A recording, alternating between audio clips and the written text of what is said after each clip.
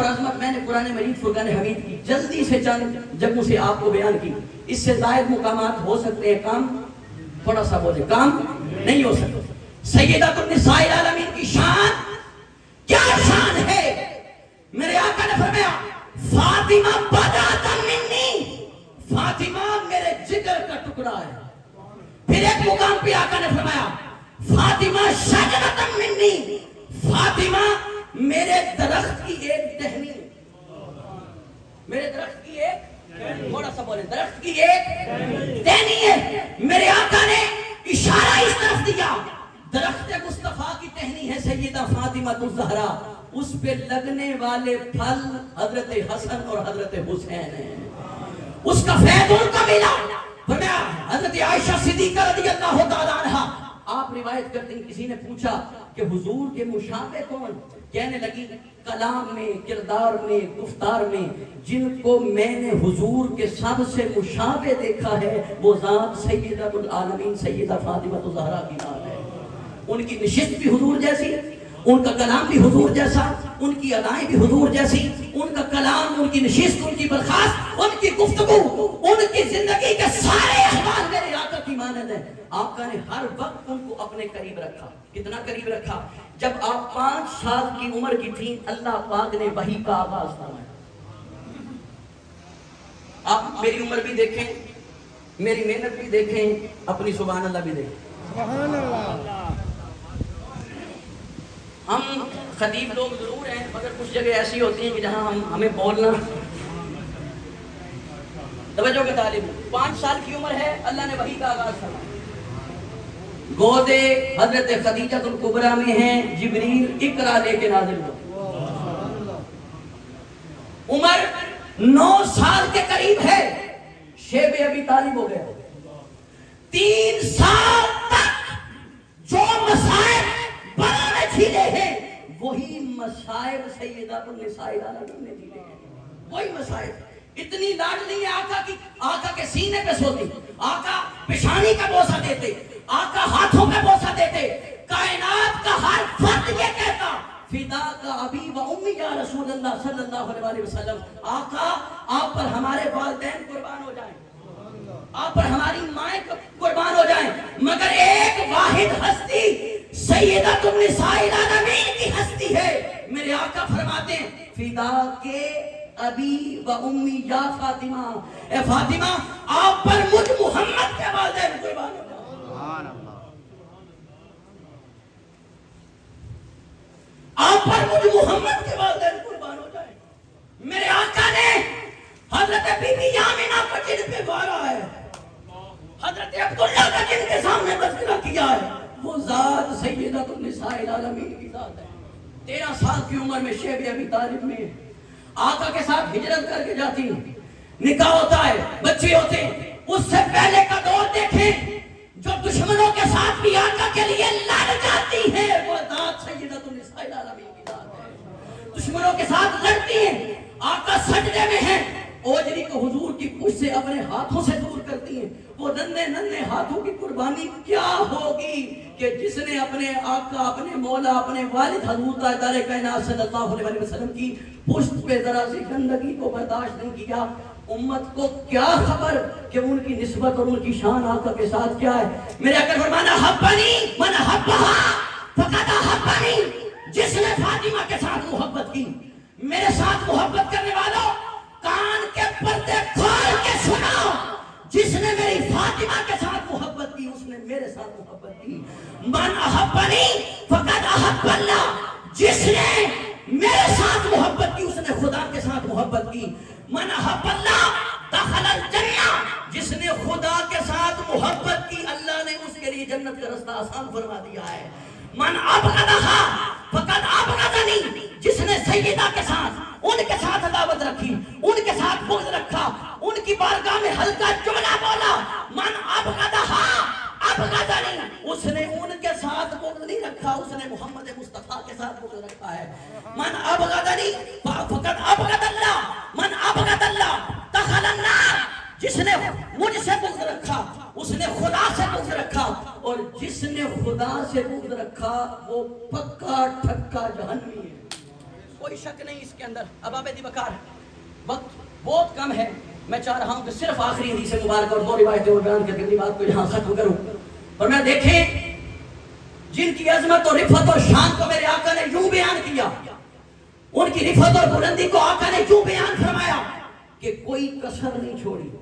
اور امت کو آقا نے یہ طریقہ بتایا, اگر میرے بعد تمہیں ہدایت چاہیے تو کسی اور کا لڑ نہ پکڑنا, قرآن کو پکڑنا یا دامن اہل بیت کو پکڑنا. اب آپ علی بکار یہ کوئی بات خطیبانہ نہیں, آقا کی حدیث ہے. آقا نے فرمایا انی تارکم فیکم الثقلین, میں تم میں 2 بھاری چیزیں چھوڑ کے جا رہا ہوں. پھر فرمایا انی تارکم فیکم امرین, میں تم میں 2 بڑے حکم چھوڑ کے جا رہا ہوں. انی تارکم فیکم امرین کے بعد آقا نے فرمایا پہلی چیز قرآن ہے, دوسری چیز میری اہل بیت اور عترت ہے.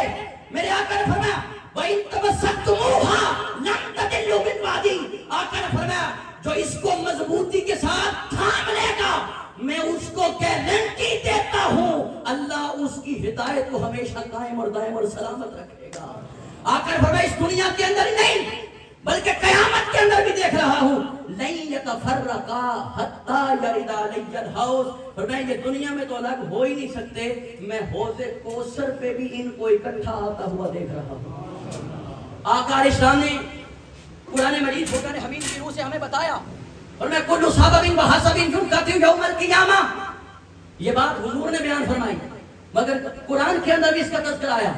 اللہ نے فرمایا یوم یفر المرء من اخیہ و امہ و ابیہ و صاحبتہ و بنیہ, فرمایا قیامت کے روز ہر رشتہ دوسرے سے بھاگے گا, ہر چیز دوسرے سے بھاگے گی. یوم یفر المرء من اخیہ, بھائی سے بھاگے گا. کتنا پیارا رشتہ ہے یہ بھائی, ہم اللہ سے مانگ کے لیتے ہیں. ہم کیا حضرت موسیٰ نے بھی اللہ سے مانگ کے لیا تھا. اور میں یوم یفر المرء من اخیہ و امہ و ابیہ, پھر ماں بھاگے گی, پھر باپ بھاگے گا, پھر صاحبتہ و بنیہ, پھر اس کے بیٹے بھاگیں گے, پھر اس کی بیوی بھاگے گی. آقا نے فرمایا وہ دنیا کے رشتے تھے. میری اہل بیت کے متعلق مجھ سے جڑنے والوں, میری اہل بیت کے ساتھ پیار کرنے والوں, میری فاطمہ کے ساتھ پیار کرنے والوں سلام اللہ علیہا. آقا نے فرمایا جو نسبت اس دنیا میں ان کے ساتھ پختہ کر کے آئے گا, اگر قیامت میں میری نسبت, میرا سبب, میرا تعلق ان سے ختم نہیں ہوگا, ان سے کی جانے والی محبت بھی قیامت کے روز ختم نہیں ہوگی. اللہ پاک اس کا بھی اجر عطا فرمائے گا, اس کا بھی صلہ عطا فرمائے گا. قیامت کے روز اللہ پاک باجماعت تمہیں ان کی صف کے اندر رکھے گا, جہاں جہاں یہ جائیں گے پیچھے پیچھے ان کے محبین بھی جائیں گے. اب آپ بکار پیغام یہ ہے آج کی اس خوبصورت نشست کے اندر, اس سال ثواب کی اس پربردہ نشست کے اندر, جہاں پہ ہم مائی مرحومہ کے لیے درجات کی بلندی کے لیے دعا کرنے کے لیے بیٹھے ہیں, ان کے سال ثواب کے لیے بیٹھے ہیں. آج سبق یہ لے کے جائیں کہ یہ چلتا پھرتا ایٹم بم جو ہم نے اپنے گھروں کے اندر داخل کر لیا, اب ہماری نہ صحبت پاک, نہ مجالس پاک, نہ نظر پاک, نہ سماعت پاک. ہے تو فائدہ مگر ان کے لیے جو حد میں رہ کے استعمال کریں. ہم نے اپنے لیے تو یہ بربادی کا سامان ڈھونڈا ہے, مگر اپنی بہنوں, بیٹیوں, بچوں, ان کو بھی سونے کے لیے اور کچھ نہیں دیا. جہاں ماں یا رسول اللہ کی لوری دے کے سلاتی تھی, اب موٹو پتلو کارٹون دے کے وہ سوتے. یہ ہے ہماری تربیت. آقا سیدہ کی تربیت کیسے کر رہے ہیں, حضور نے سیدۃ النساء العالمین کی تربیت کیسے کی, اس میں ہمارا حصہ کیا ہے؟ توجہ کا طالب ہوں. ساری زندگی میرے آقا نے اس بستی کی بھی تربیت دی. جبریل جن کے سامنے آتا تھا, معراج کی رات جبریل کو رسیو کرنے والی ذات سیدہ فاطمہ الزہرا کی ذات ہے. ما تريد اريد محمد, جبریل پوچھتے ہیں, دروازہ ناک کرتے ہیں, سیدہ پوچھتی ہیں کون آیا ہے, کیا چاہتا ہے, ہمیں کس سے ملنا ہے؟ کسی اور سے نہیں ملنا, نبیوں کے تاجدار سے ملنا ہے. اتنی بات کر کے اندر جاتی ہوں اور جا کے آقا سے کہتی جبریل آیا ہے. آقا نے کہا بلاؤ, آج مجھے عرش مولا پہ لے کے جانے کے لیے آیا ہے, خادم بن کے آیا. جبریل کو رسیو کرنے والی ہستی کی تربیت بھی آقا کیسے فرما رہے ہیں؟ آقا حضرت فاطمہ کو اپنے قریب رکھا. جب عقد نکاح کا وقت آیا تو آقا نے فرمایا علی اپنے لیے نیا گھر بنائے. اپنے لیے نیا, تھوڑا سا بولے, اپنے لیے نیا گھر بنائے. حضرت فاطمہ الزہرا سلام اللہ علیہا نئے گھر کے اندر مولا کائنات کے ساتھ شفٹ ہوتی.